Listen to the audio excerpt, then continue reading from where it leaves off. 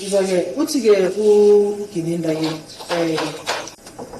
ngale nkathi ke belokubenza uphenye ke bathola khona amaphilisi akhona ke so bebheka ke accused number 1 bebheka futhi nawe ukuthi awekho amaphilisi amanye nawo wasesho ukuthi ke kuya noZungu ngesine ke wonke amacala ke accused number 1 azonikezwa ke yena uSergeant Mkhona baba uZungu sini uZungu sini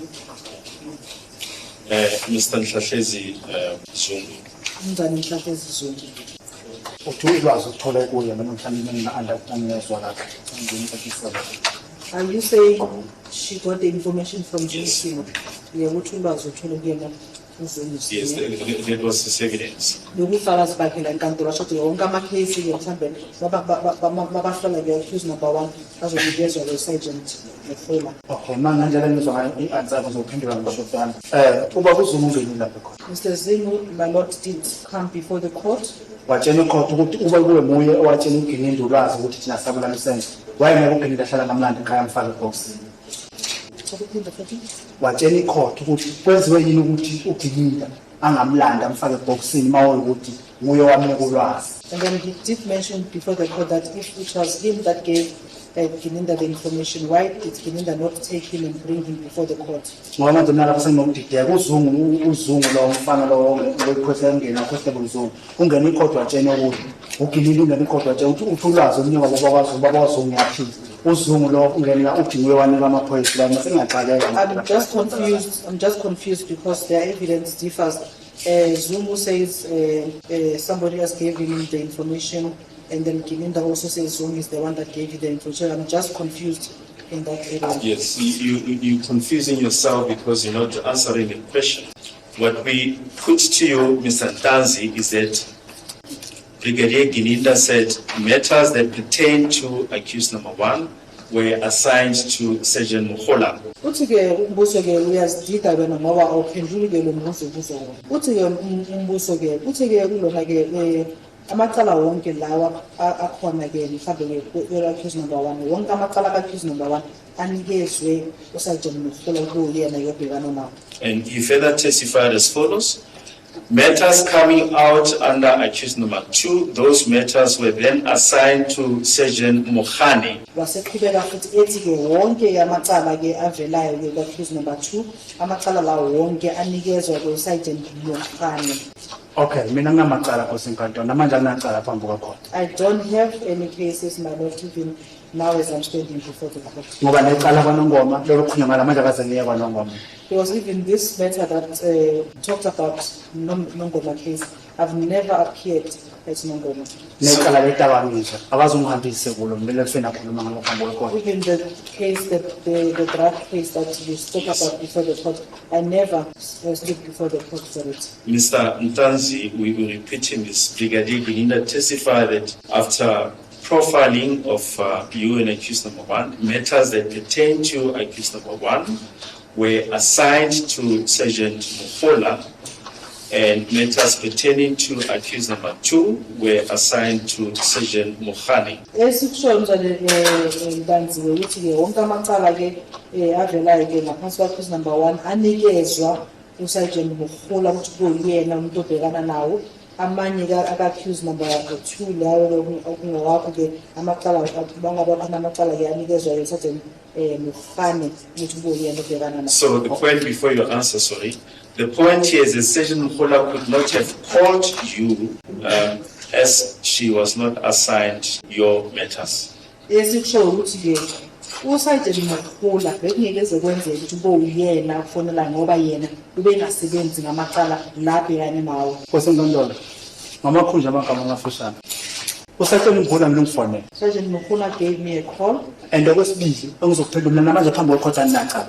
And secondly, even now before the court, I don't have any case. Noma singaye emshinini ucheck anginamacala. Even if we can go to a machine to check, I don't have any case appearing in my name.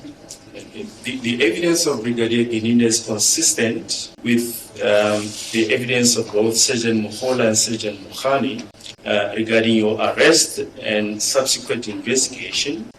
Sergeant Mkhona was involved in your arrest and subsequent investigation against you, while Sergeant Mukhola was involved in the arrest of accused number 1 and subsequent investigation against you. Manje ke ufakazi bakaGininda ke kusobala futhi ke buyazwakala ke ngoba ke uGininda ke ufakazi bakaGininda nobakhe uMkhula nobakhe uMkhane ke buyahambisana ke uyasho ukuthi ke uMkhane ke umuntu ke yena owasiza ke ekubosheni kwamthola oqala then uMkhula yena umuntu ke obopho wena phezulu manje Abuzwakali kimi, buzwakala kuyo. Hayi kimi. it is not clear to me but to you Ngoba mina zange ngisho lapha ukuthi uMkhula wayekhona. Ngibosho wayengekho ngimbonana. because I never mentioned that Mkhula was there when I was arrested. I did not see him. Ngoba nosbiya angisakukhumbula ufakazi ukuthi washo into emukhana khona mshayibosho ngisakukhumbula. I don't remember Sibiya's evidence if he did mention that Mukhana was present or not. Now, during the interview at the boardroom in Pretoria North on the 17th of June 2020, when Sergeant Mukhola arrived, was she introduced to you? Sergeant Mkhula. Yes. Ngale nkathi lapha ku-boardroom ke nge-17th kaJune 2020 ke ngale nkathi Sergeant Mkhula eza kuyena ke uyawaziswa yena Ephoto phakathi. inside the boardroom. Yes. Yeah. Noma singasakhumbula kahle ukuthi kade noma bazisho imboke ngoba yena uMkhane phela kufanele athi kube yena osumanje ngomphenyo ocala nje ufuna ukubana uMkhane azange kwenze lokho. I'm not sure, I don't recall my lot if they introduced themselves, but Mukhale, since she was the investigating officer of the matter, is the one that was supposed to stand up and introduce those who were there. But the question is, was Sergeant Mukhola introduced to you on the 17th of June 2020 during the interview in the boardroom? Umbuzo ke uthi ke uSergeant Mkhula ke waintroduce kuwena nge-17th of June 2020 ngale nkathi lapha boardroom. Sangisakhumbula. I cannot recall. Well, she testified that she arrived towards the end of the interview process. Yeah. Are you able to profile a comment? Yena ke uMkhula ke uye wathula ifakazi la enkantolo wathi ufike ke sekudala ke sekuzofika lapho egcineni kwe-interview. Uthini nokulokho? Cha, akuyiqiniso yakho sekade. That is not correct, my lord. Did you know her on the 17th of June 2020? Ubumazi ke yena mhla ka 17 June 2020. Ngambona. I saw him. At which point did you see her? Umbone nini? Ngimthole phakathi futhi. I found her inside the boardroom. Mangena nomabhena nomkhaya ngimthole phakathi. When I came inside with my Mabena and the family, I found her inside the boardroom. But how did you know that she is Sergeant Mukhola?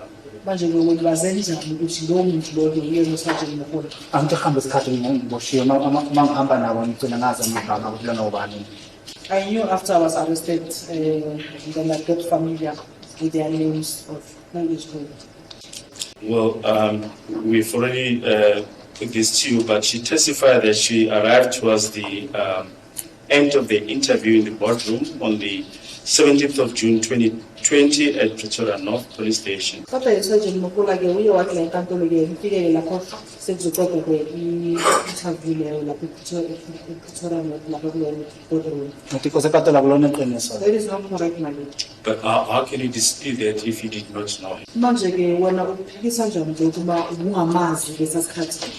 Intombazana kwakungekho into esimame lapha. She was the only lady there, my lord. Second, please, my lord, this is time for the lower agenda. Can you take the lower agenda?